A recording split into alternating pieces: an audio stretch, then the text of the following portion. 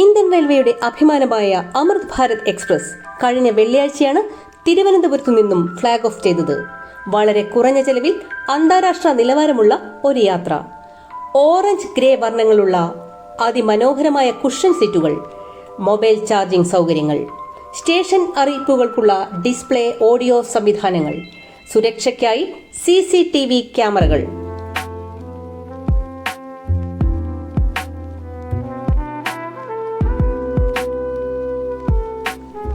എല്ലാ കമ്പാർട്ട്മെന്റുകളിലും ടോയ്ലറ്റുകളിലും അഗ്നിശമന സഹായികൾ, വൃത്തിയുള്ള കമ്പാർട്ട്മെന്റുകളും ടോയ്ലറ്റുകളും, അങ്ങനെ സൗകര്യങ്ങളുടെ ഒരു നീണ്ട നിര തന്നെയുണ്ട്.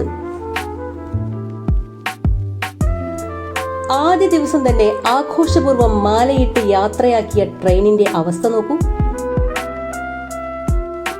ബ്ലേഡ് കൊണ്ട് കോരി സീറ്റുകൾ കീറിപ്പറിച്ചു വെച്ചിരിക്കുന്നു. കേരളം മനോരോഗികളായ സാമൂഹ്യ വിരുദ്ധരെ കൊണ്ട് നിറയുകയാണോ? തിരുവനന്തപുരത്ത് നിന്നും തൃശൂർ എത്തുമ്പോഴേക്കും ഇതാണ് അവസ്ഥ എങ്കിൽ വരും നാളുകളിൽ എന്തായിരിക്കും സ്ഥിതി? അമൃത് ഭാരത് എക്സ്പ്രസിനെ പടച്ചോൻ കാക്കട്ടെ.